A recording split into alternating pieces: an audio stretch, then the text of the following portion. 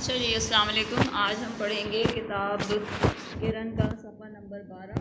इस पर आपको एक टॉपिक दिया हुआ है, माँ की गोद। ठीक है, अब इसकी जो है वो हम पढ़ते हैं। इसमें क्या है, ये एक बीज की कहानी है और बीज ही की ज़बानी है कि वो बीज बता रहा है कि किस तरह से उसमें से पौधा निकलता है और फिर वो दरख्त बनता है। ठीक है, तो पढ़ते हैं इसको। अम्मी की गोद में मैं बहुत मज़े से सोता रहता था। अम्मी किसे कह रहा है, वो ज़मीन को कह रहा है। ठीक है, जिस ज़मीन में उसे दबाया गया था बीज को, उस ज़मीन को वो अपनी अम्मी कह रहा है कि अब उसमें अम्मी की गोद की तरह से मैं लेटा हुआ था। नर्म और ठंडी गोद। कुछ दिन यूं पड़ा रहने के बाद मेरे छिलके में दरार पड़ी। दरार पड़ी का मतलब क्या है, छिलका फटा और उसमें से नन्ना सा पौधा निकला। मेरा नन्ना पत्ता अपनी पतली और नरम शाख से लिपटा छिलके से बाहर आया। ठीक है, छिलका फटा, जब बीज का छिलका फटा तो फिर उसमें से नन्ना सा, बहुत ही नन्ना सा पत्ता और एक नन्ही मुन्नी सी शाख जो है वो बाहर निकली। एक दो दिन में थोड़ा और बड़ा और ताकतवर हुआ, और एक दो दिन बाद जो है वो क्या हुआ, वो थोड़ा सा और बड़ा हुआ वो पत्ता और वो शाख, और फिर इस काबिल हुआ कि ज़मीन से बाहर निकले।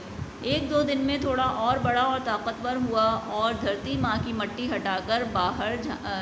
हटाकर झांका, यानी ज़मीन से बाहर नज़र आना शुरू हुआ। हर तरफ की गर्मी और रोशनी से कुमला सा गया। हर तरफ जाहिर है धूप की रोशनी थी, सूरज की रोशनी थी, गर्मी थी, तेज़ धूप थी, तो उसकी वजह से नन्ना सा पौधा कुमला गया, यानी मुरझा गया। कुमला जाना किसे कहते हैं, मुरझा जाने को कहते हैं।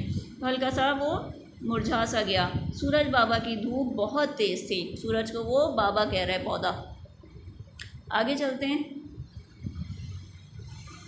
अचानक नीले आसमान पर बादल चाचा उड़ते आए और हल्की सी फुहार में मेरा नन्हा पौधा खुशी खुशी नहाया। अचानक से जो है वो बादल आए और हल्की हल्की फुहार होना शुरू हो गई। फुहार किसे कहते हैं, बहुत ही हल्की जो बारिश होती है जिसमें बारीक बारीक बूंदें आसमान से गिरती हैं और बहुत छोटी बूंदें होती हैं, तो उसको हम फुहार कहते हैं। बहुत हल्की बारिश को फुहार कहा जाता है। अचानक से जब हल्की हल्की फुहार पड़ने लगी तो वो पौधे को बहुत अच्छी लगी। मौसम ठंडा हो गया और वो दोबारा से उसका जो मुरझा गया था वो दोबारा से खिल उठा। इसके साथ ही उसके दूसरे पत्तों ने भी अपना सर बाहर निकाला। ठीक है, और इस ठंडक में जो है वो क्या हुआ, पौधा जो है वो थोड़ा सा और बड़ा हुआ और उसके नए पत्ते निकलना शुरू हुए। आगे देखिए क्या हुआ। यूं कुछ दिनों में मेरा पौधा हरा भरा दरख्त बन गया, और फिर कुछ दिन गुजरने के बाद वो हरा भरा दरख्त बन गया। तकरीबन 1 महीने से ऊपर लगता है, बल्कि ज़्यादा टाइम लगता है कि जो है वो एक बड़ा तनावर दरख्त बने। लेकिन थोड़े थोड़े मरहले गुजार के पौधा आहिस्ता आहिस्ता बड़ा होता है, बिल्कुल उसी तरह से जैसे कि बच्चे बड़े होते हैं। ठीक है ना। और फिर क्या हुआ, आगे देखें। धरती माँ अब भी मुझे खड़ा रहने में मदद देती हैं। मेरी जड़ें इससे पानी चूसती और ग़िज़ा हासिल करती हैं। कह रहे हैं कि ज़मीन जो है उसमें उसकी जड़ें, पौधे की जड़ें जो है वो मजबूती से गड़ी हुई होती हैं, जिसकी वजह से जो है वो ज़मीन उसे, पौधे को खड़ा रहने में मदद देती है। मेरी जड़ें उससे पानी चूसती हैं। अब जब हम पौधों को पानी देते हैं तो पौधा जो है वो उस पानी और मिट्टी से अपनी ग़िज़ा यानी अपना खाना तैयार करता है। वो खाना कहाँ पहुँचता है, वो मुझे खाना खिलाती हैं, पानी पिलाती हैं। जड़ें जो है वो ये काम करने में ज़मीन के साथ मिलकर उसकी मदद करती हैं, पौधे की। सूरज बाबा के दम से मैं ज़िंदा हूँ, उसकी रोशनी मुझे ताकत देती है और मेरे पत्तों के बावर्ची खाने में मेरे लिए ग़िज़ा तैयार करने में मदद देती है। अच्छा, ये बात हम सबको मालूम है ना कि ज़िंदा रहने के लिए हवा, पानी और सूरज की रोशनी का होना बहुत ज़रूरी है। तो जो भी जानदार हैं, जैसे इंसान हैं, जानवर हैं, पौधे हैं, इन सब के लिए सूरज की रोशनी भी बेइंतहा ज़रूरी है, हवा और पानी की तरह से। ठीक है, तो सूरज बाबा के दम से मैं ज़िंदा हूँ, सूरज की रोशनी होना पौधे के लिए बेइंतहा ज़रूरी है।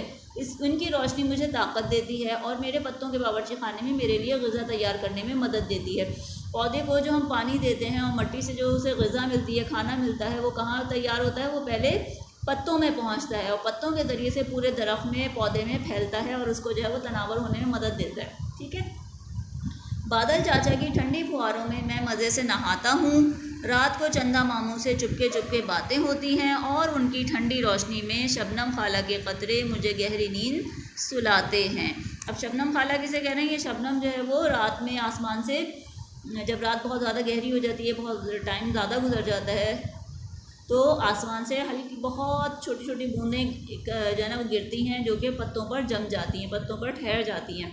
उसे जो है हम शबनम कहते हैं। शबनम को ओस भी कहा जाता है, ओस के कतरे, शबनम के कतरे पत्तों पर रह जाते हैं, ठीक है ना। तो उन पत्तों पे जब वो शबनम आके गिरती है तो वो उसको कह रहा है कि इनकी ठंडी चंदा मामा की ठंडी रोशनी और शबनम खाला के कतरे मुझे गहरी नींद सुलाते हैं, जैसे कि वो शबनम के कतरों से थपक थपक कर सुला रहे हों। ये सब रिश्तेदार मुझसे मोहब्बत करते हैं और मैं इनसे, ठीक है। जो वो उसने अपने रिश्ते बनाए हैं ना कि बादल जो है वो चाचा हैं, शबनम जो है वो खाला हैं, सूरज बाबा हैं, धरती जो है वो माँ हैं, ये सब रिश्ते उसे बहुत पसंद है, बीज को और पौधे को, और मैं इनसे बहुत मोहब्बत करता हूँ, ये सब मुझसे बहुत मोहब्बत करते हैं। ये मेरे रब की मेहरबानी है कि उसने मुझे इन सब से नवाजा है, यानी अल्लाह ताला का शुक्र अदा कर रहा है आखिर में वो कि ये अल्लाह ताला का फ़ज़ल है, उसका शुक्र है कि उसने मुझे ये रिश्ते दिए हैं, इन रिश्तों से मुझे ये रिश्ते मुझे अता किए हैं। अब देखें आगे चलते हैं, ये एक बीच की कहानी थी, ठीक है। अब आगे चलते हैं, यहाँ पर जो है वो हमने मुश्किल अल्फाज निकाल के जो है वो लिख दिए हैं आपके लिए, जो कि इस सबक में मौजूद हैं। जैसे कि छिलके में दरार पड़ी का मतलब क्या होता है, छिलका फटा, कुमला गया, मुरझा गया।